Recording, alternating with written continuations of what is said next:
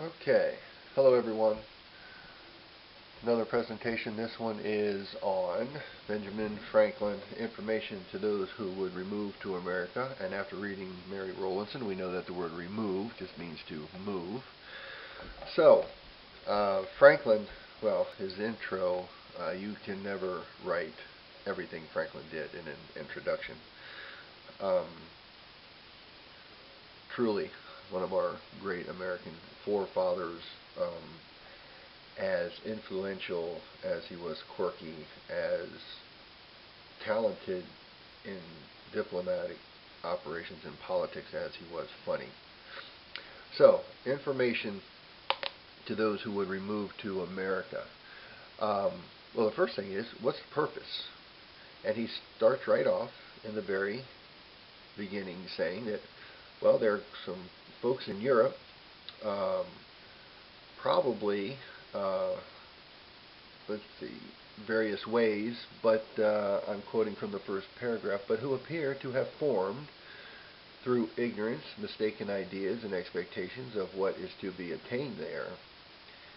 The author thinks, may be useful and prevent inconvenient, expensive, and fruitless removals and voyages of improper persons. So he has written this nice little pamphlet here to explain exactly, for those who would remove to America, they seem to have gotten the wrong idea of just what's going on with America. So, he, down at the last paragraph in 471, he goes on to explain a little bit about America, and the truth is that there are in that country few people, and he says in that country, he's in Europe when he writes this, okay, France, I believe, to be specific. Let's see. In that country, few people so miserable as the poor of Europe.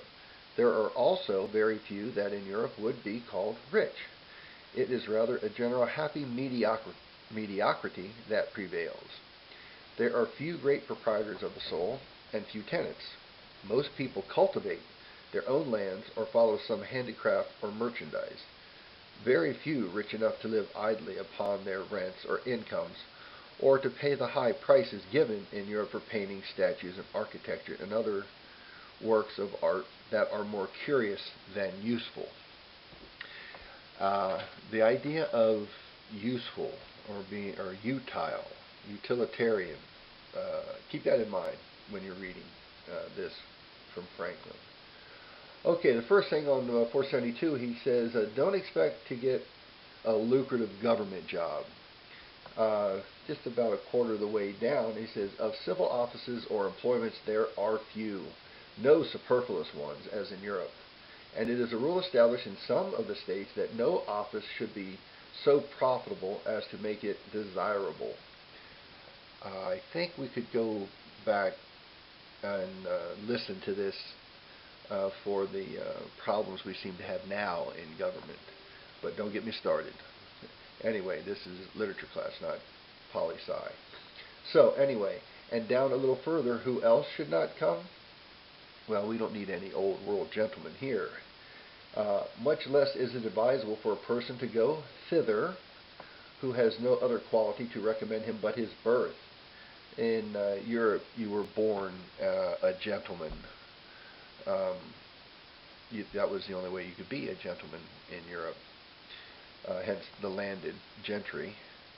In Europe, it has indeed its value, but it is a commodity that cannot be carried to a worse market than that of America, where people do not inquire concerning a stranger, what is he, but what can he do? If he has any useful art, he is welcome, and if he exercises it and behaves well, he will be respected by all that know him. But a mere man of quality, who, on that account, wants to live upon the public by some office or salary, will be despised and disregarded. It says the husbandman is in honor there, and even the mechanic, because their employments are useful. We are busy over here. We have made this country, we kind of hacked it out of the wilderness.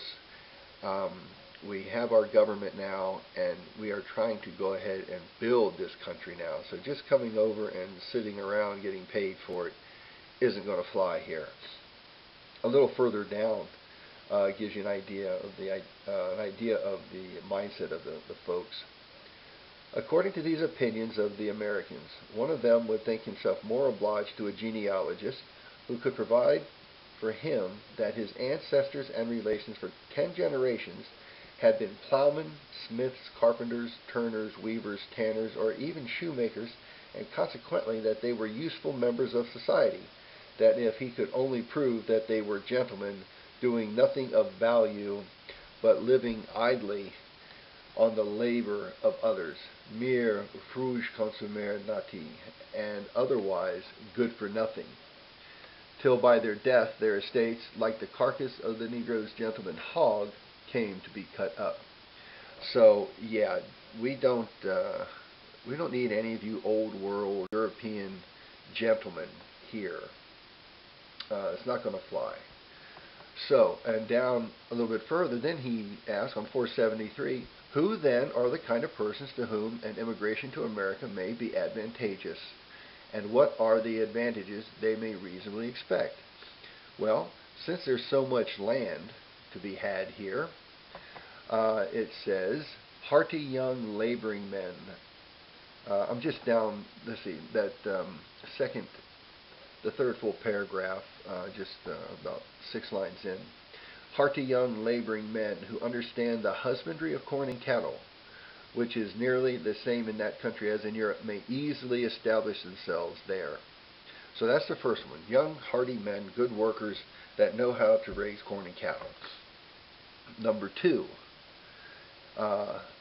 and because of all of that, it says about that farming and different labor,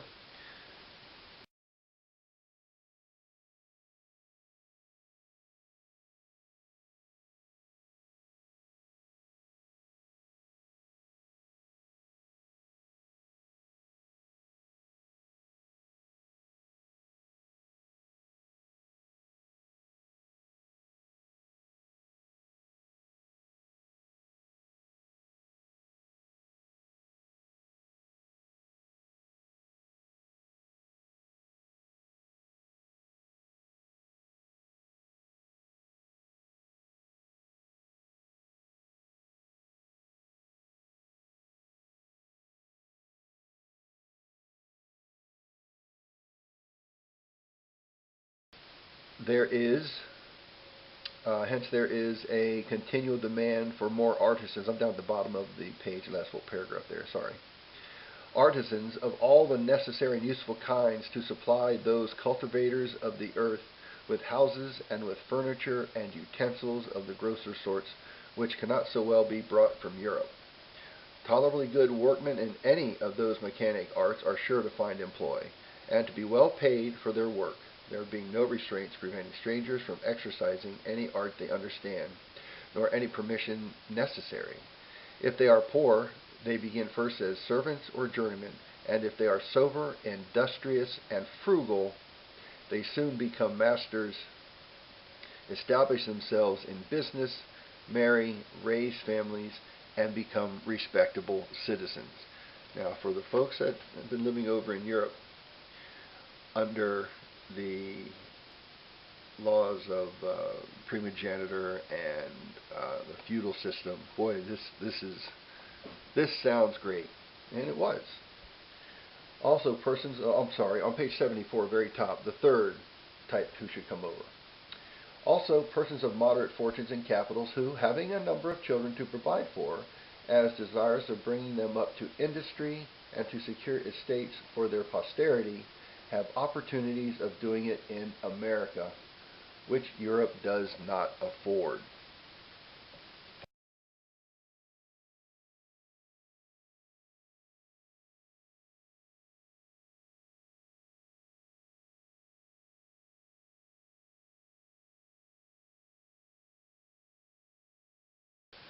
Okay, you have a lot of kids? Come over here, where there are things we can do over here that you cannot do in Europe because of the opportunities here that just do not exist over there. Now, next thing he goes into is, okay, do not come over here expecting a handout. The paragraph on 474 begins several of the princes. Okay. Um, Several of the princes of Europe having of late years form from an opinion of advantage to arise by producing all commodities and manufactures within their own dominions, so as to diminish or render useless their importations, have endeavored to entice workmen from other countries by high salaries, privileges, etc. Many persons pretending to be skilled in various great manufacturing imagine that America must be in want of them, and that the Congress would probably be disposed to imitate the prince above mentioned, have proposed to go over on condition of having their passages paid, their passage paid, lands given, salaries appointed, exclusive privileges for terms of years, etc. Such persons, on reading the Articles of Confederation, will find that the Congress have no power committed to them or money out into their hands for such purposes. So don't go over expecting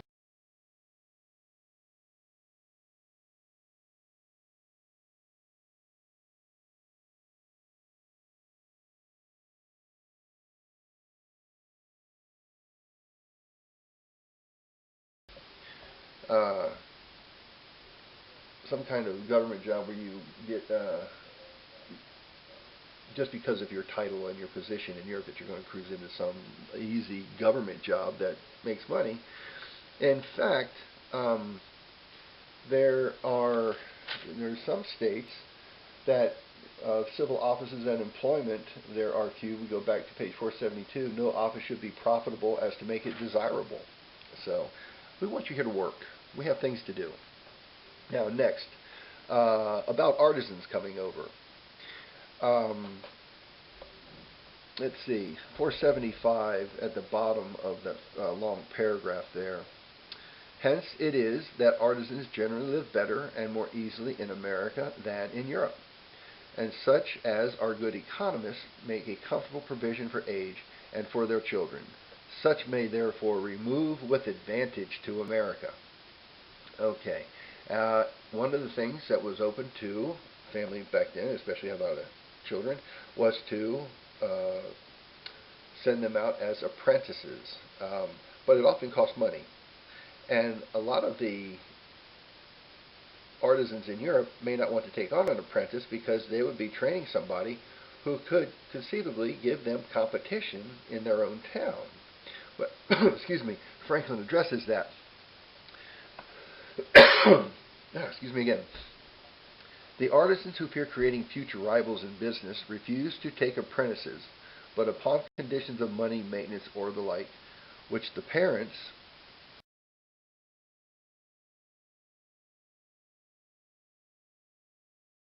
are unable to comply with. Hence, the youth are dragged up in ignorance of every gainful art and obliged to become soldiers or servants or thieves or for subsistence. In other words, they can't go out and be an apprentice because the shopkeepers don't want to take them, so they have to go into one of these other rather undesirable occupations. In America, the rapid increase of inhabitants takes away that fear of rivalship, and artisans willingly receive apprentices from the hope of profit by their labor during the remainder of the time stipulated after they shall be instructed. Hence, it is easy for poor families to get their children instructed. So we have plenty of room over here for apprentices, which you don't find in Europe. So, who should come? People that can work. Just put it as straightforwardly as possible. People who can work.